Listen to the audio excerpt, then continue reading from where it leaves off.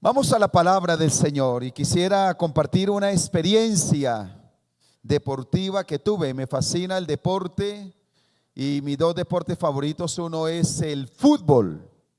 Desde que me convertí a la Santa Fe me fascina el fútbol. Una experiencia muy linda, jugar, compartir, y me gusta mucho ser arquero. De hecho, por allá con el pastor Jesús Escobar, que por ahí está, nosotros tuvimos una época de jugar mucho fútbol y él era el arquero de un equipo, yo era el arquero del otro equipo, y eso era un duelo de arqueros excelente. Nos dimos gusto jugando fútbol. Pero el otro deporte que me ha fascinado tiene que ver con el ciclismo. Admiro a los ciclistas. Eh, He querido tener bicicletas, salir. No he sido mucho de salir, pero he tenido algunas salidas.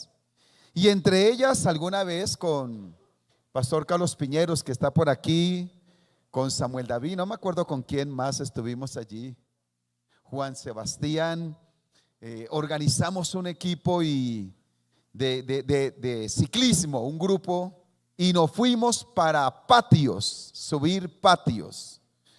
¿Cuántos han subido a patios? ¿Alguien ha subido a patios en bicicleta? Porque en moto sube cualquiera, ¿no? Bien.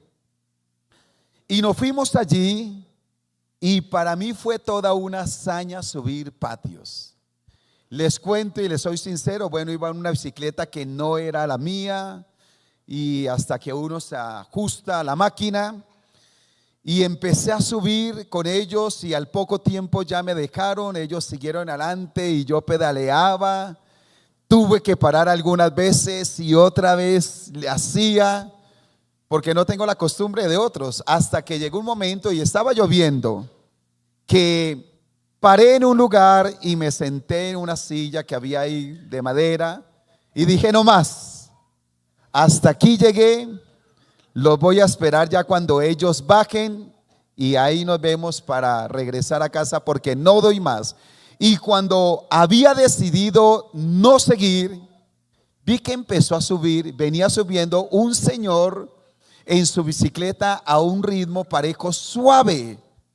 Y como tuve la oportunidad de mirarlo de abajo, yo dije: ¿será que no me le puedo pegar a este hombre? Voy a intentarlo. Y me le pegué a rueda, oiga, y el hombre me subió hasta llegar a la meta. Llegué a la meta y cuando llegué, claro, una sorpresa para ellos, yo me sentía todo un campeón, la máxima hazaña de mi deporte. Duré 1:05 para llegar arriba. Casi le gano a Edgar Bernal, que tiene el récord en 14 minutos 39 segundos. Pero mire lo interesante, ¿no? De uno poder comenzar, pero también llegar hasta la cima, ¿verdad? Y en el deporte, el principio de iniciar y terminar una carrera se conoce como el principio de continuidad o principio de progresión, de tal manera que la persona comienza, pero también termina esa carrera. Bueno, estamos pensando en que aquellos que les gusta el ciclismo levanten la mano, los ciclistas. Bueno, aquí está Esteban Morales. Que se coloque de pie Esteban Morales. A ver, y aquí está Jonathan Jiménez, que hicieron un compromiso en la pastoral deportiva. Vamos a armar un grupo de ciclistas para subir a patios, ¿sí o no? ¿Sí les gustaría? Yo los acompaño en una moto, pero subimos a patios. Pero vamos a ir a patios. Así que con esta anécdota y el principio de continuidad o de progresión, vamos a desarrollar una enseñanza que he titulado Llegar es de valientes. ¿Llegar es de qué?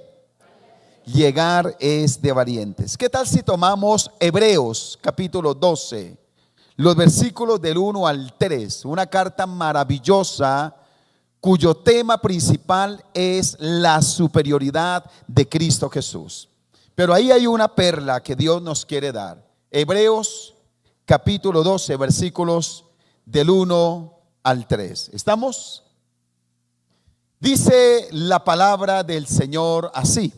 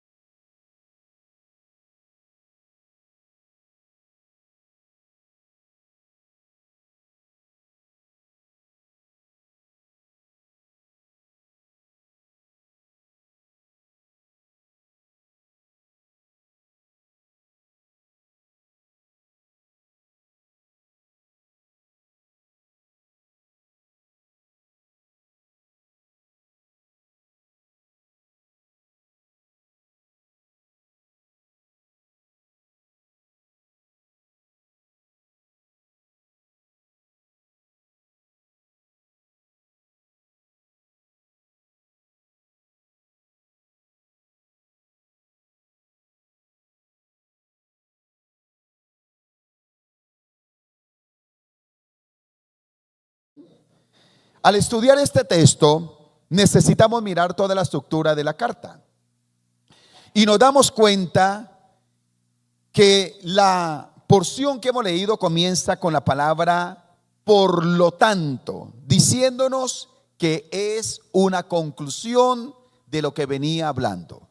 A usted que le gusta el estudio de la palabra, va a considerar que desde el capítulo 10, versículo 19, se viene desarrollando un tema sobre las mejores promesas.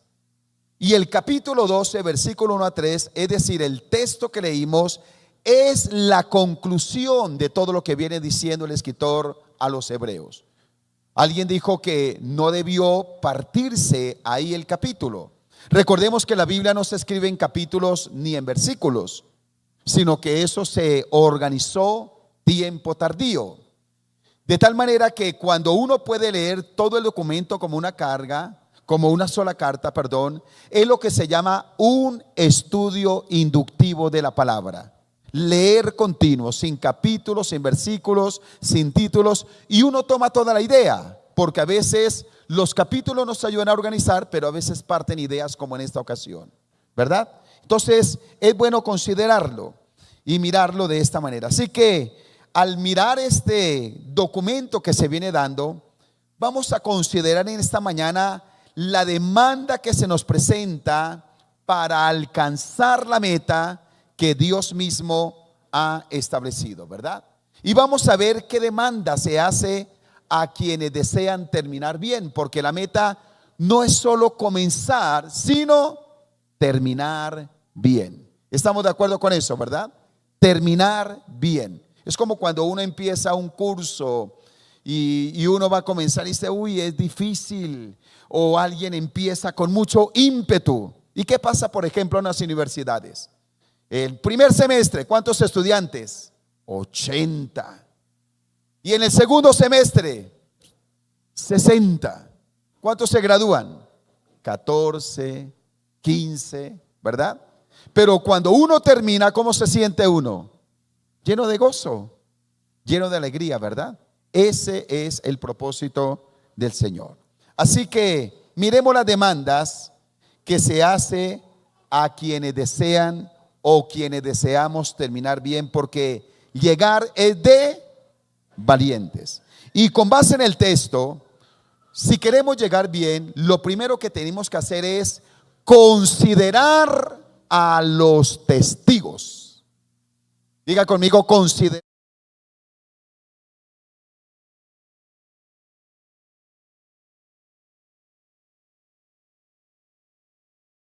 Por una enorme multitud de testigos de la vida de la fe. En la Reina Valera 60 habla de la nube de testigos. Es decir, hay muchos testigos. Y podríamos considerar tres grupos en este primer punto, tres grupos de testigos. Por ejemplo, los testigos del ayer. Los testigos del ayer. Porque cuando está hablando de la palabra testigos, nos está diciendo que no son sencillamente espectadores, sino testigos que dan testimonio con base a su propia experiencia. ¿Acaso el capítulo 11 no viene hablándonos de toda una lista de los héroes de la fe? Y nos habla de la sangre de Abel, nos habla de Noé, de Abraham, de los jueces, y nos está diciendo que ellos son testigos. Y cuando dice que tenemos en derredor ese número de testigos, habla, y ahí la palabra es yaciendo, es decir, que parece ser que los receptores de la carta tenían a su lado algunos sepulcros de aquellos testigos de los cuales estaba hablando el escritor a los hebreos. Y aún al mirar eso decía, ustedes no los conocieron, no los vieron, pero aquellos que estuvieron ayer dieron una medida de la fe que ella misma se convierte en testigos. Y eso nos lleva a pensar en tantos que en el pasado, temprano y tardío, han abierto brecha y han hecho una labor que se convierten en testigos nuestros también. Podríamos recordar, y es bueno leer libros, por ejemplo, de muchos de esos héroes, sugeriría un libro que se llama Biografía de Grandes Cristianos, si a usted le gusta leer. Y ahí va a encontrar el testimonio, por ejemplo, de un hombre como David Livingstone, que pasó 7 veces el Ártico para ir a predicar a la India. ¿Cómo es que hay un hombre llamado David Brainerd que va entre los Pieles Rojas? Hudson Taylor, que lleva la palabra a la China.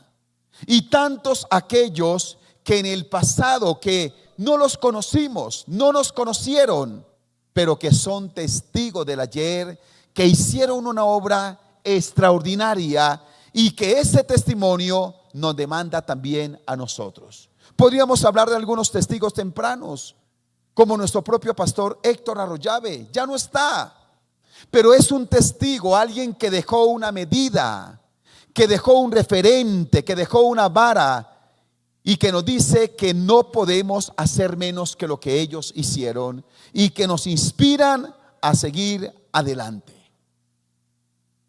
Bueno conocer esos testigos. Hay testigos en Colombia, y podemos recordar que cuando empezaron, por ejemplo, las asambleas de Dios, hoy somos cerca de 1800 iglesias, pero cuando se comenzó en Sogamoso fue una situación difícil. Era tanta la persecución que mujeres que estaban embarazadas las tiraban al piso y les pasaban caballos por encima para que las pisotearan y pudieran abortar por ser protestantes. Los que morían de los protestantes no los podían enterrar en el cementerio normal porque eran protestantes. No podían estudiar en el colegio. Hoy, según la capacidad, cada uno lleva a su hijo en el colegio que quiere. Le cuento que hace 80 años atrás no era así. No había, el creyente era excluido y era perseguido, pero dieron la medida de la fe, y así, aún con personas apedreadas, siendo perseguidos, abrieron obras, predicaron la palabra, extendieron el reino de Dios. Esos testigos del ayer nos desafían, ¿verdad? Necesitamos considerar a esos testigos, pero también los testigos del hoy. ¿Sabe que debemos ser conscientes de los testigos del hoy? Muchas personas hoy vienen y dicen: ¿sabe qué? Yo vivo como quiera, yo no vivo lo que la gente diga. A mí no me importa lo que la gente diga, yo vivo como quiera. Esa es una vida egoísta y falta de sabiduría. No le quiero hablar de apariencias, pero sí de un nivel de responsabilidad que tenemos nosotros con los testigos que están a nuestro alrededor. De tal manera que antes que ellos lean una Biblia, están esperando leer en nosotros un testimonio de que somos hijos de Dios, ¿verdad? Y tenemos allí personas de la comunidad. En estos días me llevé una sorpresa interesante porque salí de mi casa, no recuerdo si fue a botar la basura, a sacar al piri, que todavía me toca sacarlo, ayúdenme a orar por eso. Y fui a sacar, salí y iba por el conjunto y pasó un señor y me dijo: pastor, buenas noches. Y a mí me asombró eso porque no lo he visto ni antes ni después. Pero usted dice que alguien me conoce. Debo darle testimonio a alguien de la comunidad. Es un testigo, está esperando que yo dé la medida también de la fe. ¿Y con cuántas personas nos encontramos y que dicen: wow, pero a mí me han dicho que esa persona va a una iglesia cristiana? Y lo más lindo es que lo que nosotros decimos creer esté respaldado con nuestro estilo de vida. Y que wow, qué bonito, yo quisiera ir donde va ese hogar, porque yo sé que ese hogar se trata lindo, ese vecino es muy honorable, muy especial, ese compañero de trabajo es extraordinario, me apoya, me ayuda en momentos de prueba. Wow. ¿No cree que son testigos de la comunidad? Pero también testigos de la misma iglesia. ¿Sabe que somos testigos los unos de los otros? Qué bonito que entre nosotros podamos fortalecer nuestra fe, nuestro compañerismo, nuestro testimonio. Somos responsables. Mi estilo de vida debe contribuir al aliento de la fe de mi hermano, ¿verdad? Por eso la importancia de ser comprometidos. de que seamos fieles, de que seamos persistentes. Nuestra vida inspira a otra persona, ¿sí o no? Yo no sé si a usted le han dicho, wow, mi hermano, su vida me inspira, su vida es un testimonio, su manera de vivir me bendice. Qué lindo que podamos inspirar a otros en el camino de la fe. Pero en estos testigos de hoy está nuestra propia familia. Los que nos ven todos los días, con los que vivimos, con los que compartimos, los que conocen nuestro carácter, ante quienes no podemos aparentar. ¿No cree que es un desafío los testigos de nuestra propia casa? Ese es un desafío alto que nosotros tenemos. ¿Será que podemos dar la medida en la casa? Sí, la podemos dar, y a eso nos ha llamado el Señor, a que podamos nosotros dar una medida de fe que honre el nombre del Señor también en casa. Esa es la medida. Yo quiero bendecirlo a usted, quiero bendecir su casa, porque en todo hogar hay desacuerdos. Ayúdenme ahí. En todo hogar hay desacuerdos, en todo hogar hay desafíos, pero qué lindo que en medio de ello no perdamos el ser los testigos de la fe. Amén. Y también tenemos los testigos del mañana. Diga, los testigos del mañana. Mire, es interesante. ¿Sabe que aún uno después de muerto también puede hablar y puede inspirar? Estábamos el lunes con el pastor Ariel y ahorita vamos a orar por él, en el sepelio de su mami, nuestra hermana Amanda Guzmán. Y me fascinó, me bendijo. Estuve con ellos en la funeraria, en la iglesia, en el cementerio.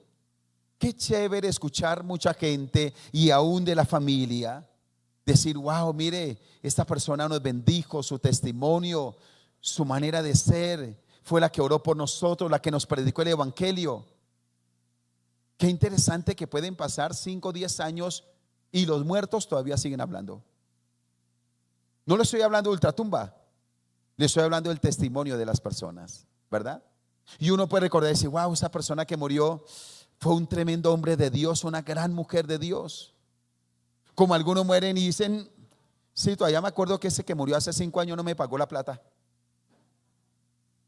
Uy, era más problemático. Algunos en silencio no dicen mucho, pero dicen, uy, descansé. Más pelietas en la casa.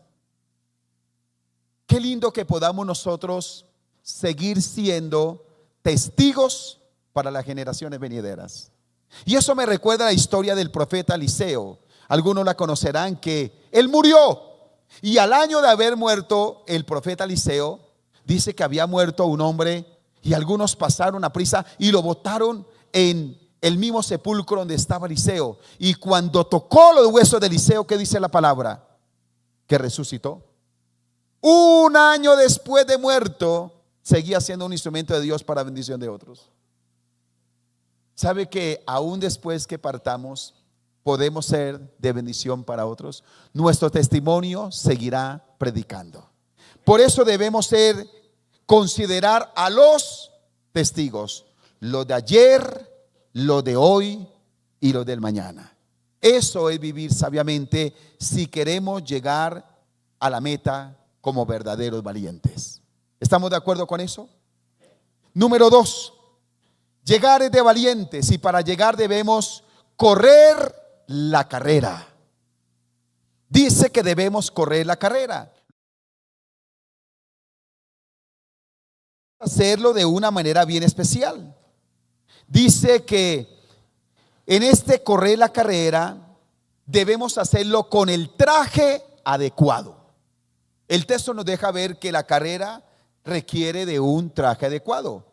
Cuando uno mira y se acerca a los deportes, se dará cuenta que cada vez la tecnología está influyendo para que el traje y los elementos según el deporte que se use cada vez sean más livianos.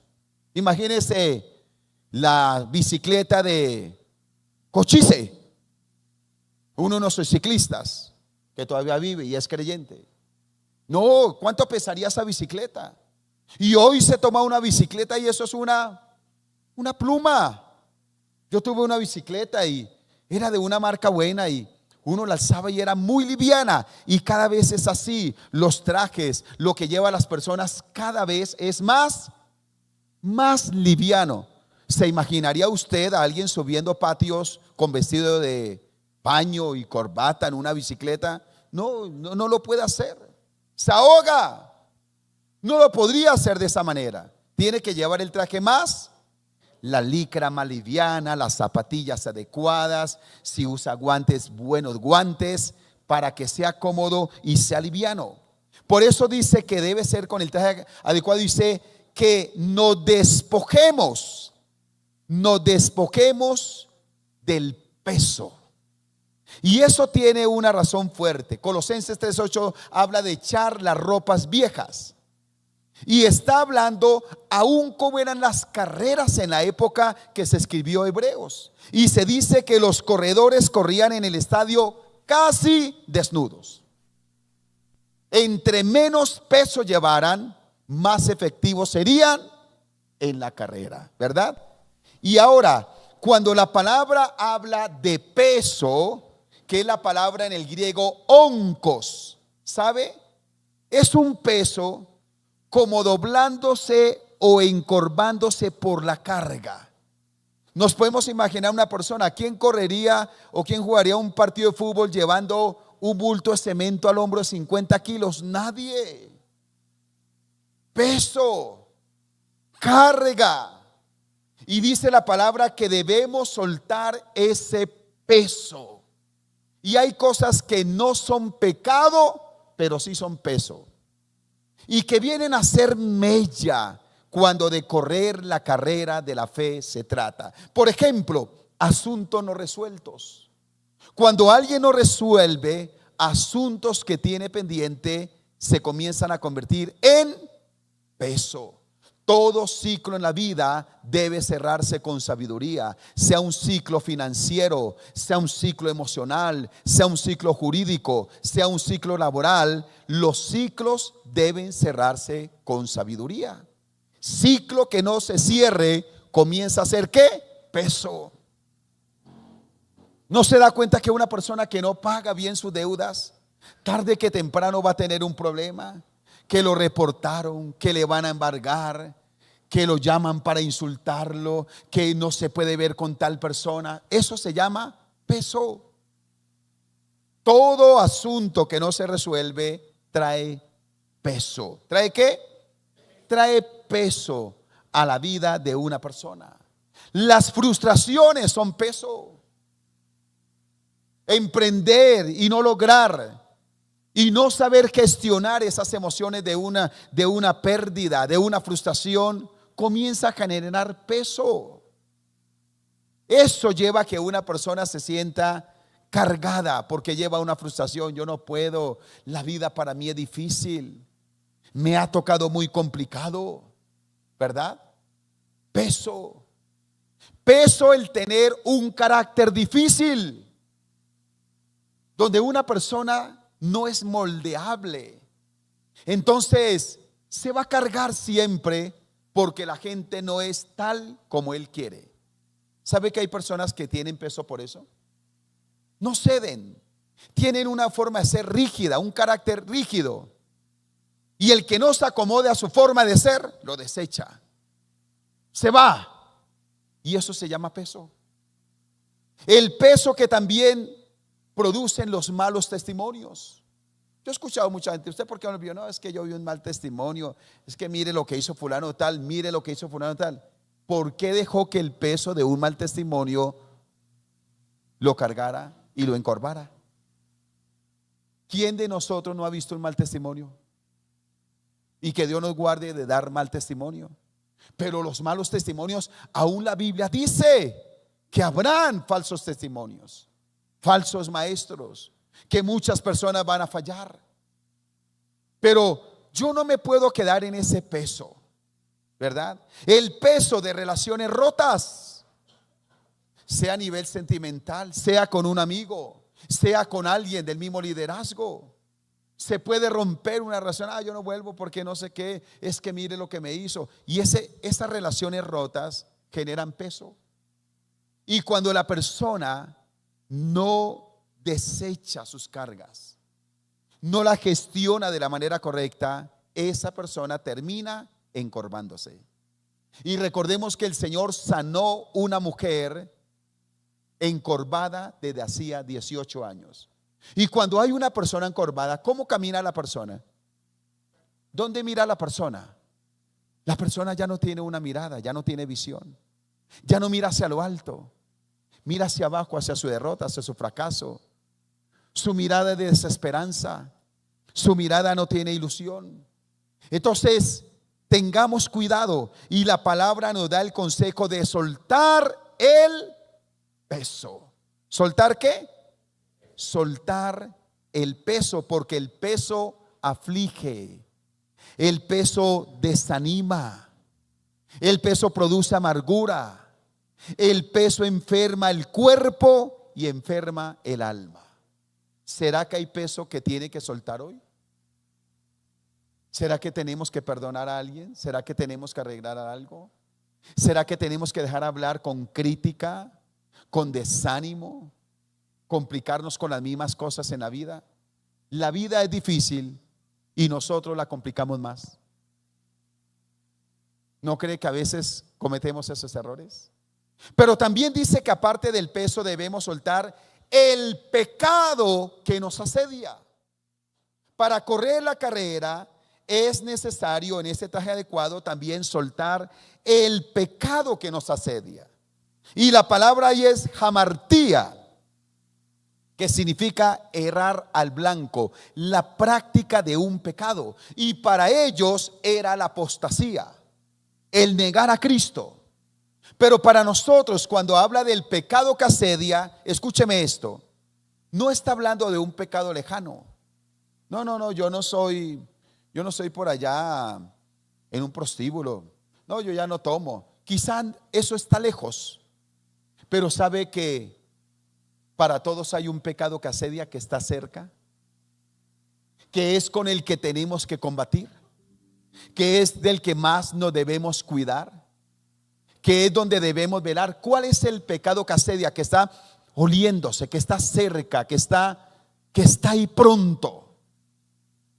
El que quizás si nos descuidamos un poquito nos puede hacer caer. Porque cuando habla de ese pecado que asedia, dice que es como las fieras que rodean un campamento, saltando sobre los que no están precavidos. Que basta que alguien se descuide un poco y ahí cae esa fiera. Se trata de ese pecado. Lo que está cerca, dice que debemos tener cuidado. Así que para correr esa carrera debemos hacerlo con el traje adecuado, con la actitud correcta, porque dice que se tiene que correr con paciencia.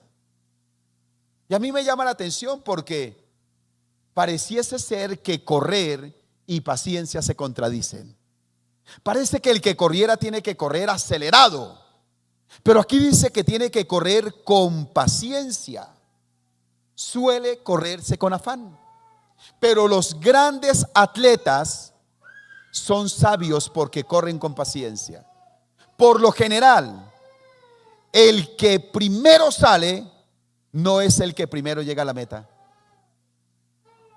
sino que el que gana la carrera es alguien que mide, que reserva energía, que corre con sabiduría, que quizá no se muestra mucho al comienzo, pero corre calculando cada kilómetro que está recorriendo y sabe en dónde dar la medida máxima para poder llegar triunfante a la victoria. Entonces, paciencia no es lentitud, paciencia es sabiduría, es cálculo.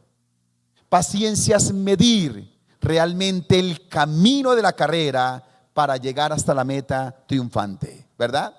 Y debe mirarse en esa carrera, debe considerarse la meta clara, porque dice que debemos correr la carrera que Dios nos ha puesto. Mire cómo dice la palabra del Señor. Dice que debemos correr con perseverancia la carrera de Dios. ¿Sabe cuál es el peligro? Que terminemos corriendo nuestras propias carreras. Y nuestras propias carreras cansan. nos dejan agotados, las corremos solos, nos perdemos en el camino. Pero dice que la carrera que se tiene que correr es la carrera de Dios y no la nuestra. En otras palabras, lo que yo hoy estoy haciendo, mi enfoque, mi capacidad, mi entrega, ¿están yendo hacia la carrera de Dios o es mi propia carrera? Porque cuando es mi propia carrera, el Señor dice, bueno, mijito, decidiste recorrer tu propia carrera, no me pidas que te ayude en esa carrera. Pero si tú corres mi carrera, te garantizo que tendrás mis fuerzas. Te garantizo que tendrás mi compañía. Te garantizo que te voy a hidratar durante el camino y te acompañaré hasta que llegues a la meta. ¿Verdad? Y número 3, llegar de valientes. Por eso debemos, número 1, considerar a los testigos. Número 2, correr la carrera. Y número 3, confiar en el ejemplo. Diga conmigo, confiar en el ejemplo. Mire lo que dice la palabra del Señor. Permítame leer.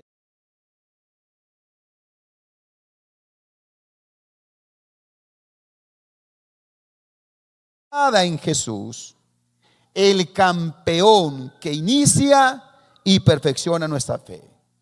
Debido al gozo que le esperaba, Jesús soportó la cruz sin importarle la vergüenza que ésta representaba. Ahora está sentado en el lugar de honor junto al trono de Dios.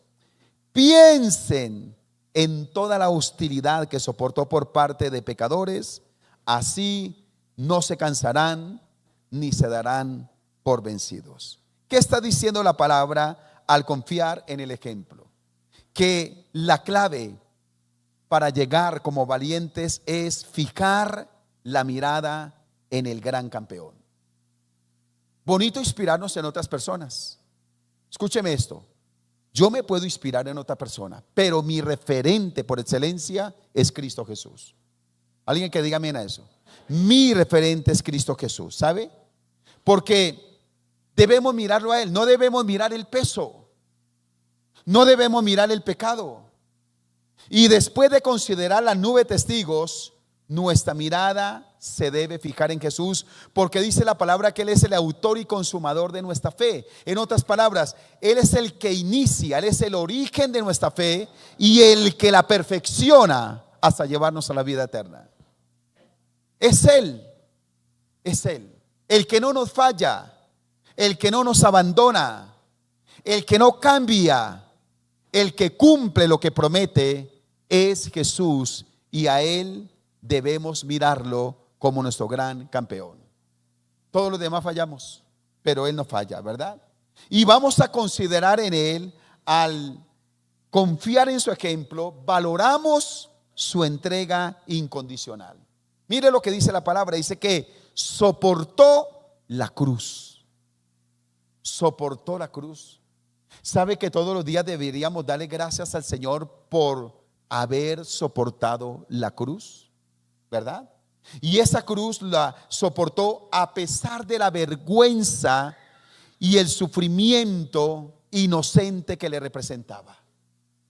Soportó la cruz, la muerte más vergonzosa, la muerte más horrenda la soportó. Y eso nos dice que si Él soportó, nosotros también debemos seguir el ejemplo de soportar. Ahora, nadie va a soportar todo lo que Jesús soportó. Pero mire lo que dice el mismo escritor a los Hebreos, que no tenemos un sumo sacerdote que no pueda compadecerse de nuestras debilidades, sino uno que fue tentado en todo según nuestra semejanza, pero sin pecado. Y dice la palabra que soportó con gozo para alcanzar el premio máximo, que era la redención de la humanidad. ¿Sabe por qué el Señor pudo soportar? Porque en medio del sufrimiento tenía la mirada puesta en la redención de la humanidad. ¿Qué nos lleva a nosotros a soportar? Escúcheme, ¿qué nos lleva a soportar? Gloria a Dios por los premios y las bendiciones que Dios nos da aquí. Sé que de alguna manera Dios nos ha bendecido a todos, ¿sí o no? Entonces, gracias al Señor por un paseo. Chévere, usted se fue para Dubái y pasó 15 días allá. Chévere. Chévere porque usted compró un buen carro. Chévere porque compró la casa. Chévere porque pagó la deuda, se compró esas zapatillas, ese perfume. Y no podemos dudar que todos esos son bendiciones de Dios y que generan un estímulo de alguna manera. Dios tiene cuidado aún de nuestros pequeños detalles, ¿verdad? Él tiene cuidado. Alguna vez contaba que estamos en Pereira y un domingo tenía que ir a predicar. Nos quedábamos hasta el jueves en Pereira y me apliqué la loción y le dije: mi amor, se me acabó la loción y hasta el jueves aquí. Lunes, martes, miércoles y jueves oliendo por allá a berrinche, sin loción. Y me apliqué la última loción y me fui para la iglesia a predicar. Y yo que llego a la iglesia y sin exagerarles, la primera que sale es una hermana y me dice: pastor, es que teníamos unos detalles para ustedes. Y me entregó una bolsa para mi esposa y una para mí. ¿Sabe qué venía ahí? Una exquisita loción. El Señor tiene detalles, ¿sí o no? Y yo sé que Dios ha derramado detalles sobre su vida. Y espero que usted y yo seamos agradecidos cada vez que el Señor nos da sus detalles. Amén. Dios nos da sus detalles. Pero esos detalles son temporales. Lo que el Señor anhela es que nosotros podamos soportar como lo hizo Él, con gozo. ¿Y sabe cómo lo hacemos? ¿Cómo soportamos con gozo? Teniendo nuestra mirada puesta en el galardón que es la vida eterna. Escúcheme, nada en esta tierra, nada, por más que usted tenga, que usted compre, que usted estrene, que usted disfrute, que usted coma, nada se va a poder comparar con el galardón de la corona de la vida eterna que Cristo compró para nosotros en la cruz del Calvario. Nada, nada se va a comparar. Nada se va a comparar. Eso nos dice que nosotros debemos pensar en eso de la misma manera, al tener nuestra mirada y nuestra fe puesta en Él. Mire lo que les contaba. ¿Por qué pude llegar a patios allá arriba? Porque pasó un ciclista y me le pegué a rueda. Y quienes caminamos a rueda en algún momento saben que la meta es mirar la rueda y que uno no se le puede despegar, no puede dejar la distancia, sino que uno tiene que ir a rueda. Todos necesitamos ir a rueda de Cristo Jesús. Él va adelante. No nos podemos quedar. Seguir sus pisadas, mirarlo a Él, no perderlo de vista, y Él nos llevará a la vida eterna. Y si para mí fue un gozo llegar a patios y tomarme un agua de panela con almojábana y queso, oiga, qué premio tan impresionante. ¿Cómo será cuando todos estemos allí y escuchemos la voz del Señor que diga: bienvenido, bien, buen siervo y fiel, sobre poco fuiste fiel, sobre mucho te pondré, entra en el gozo de tu Señor?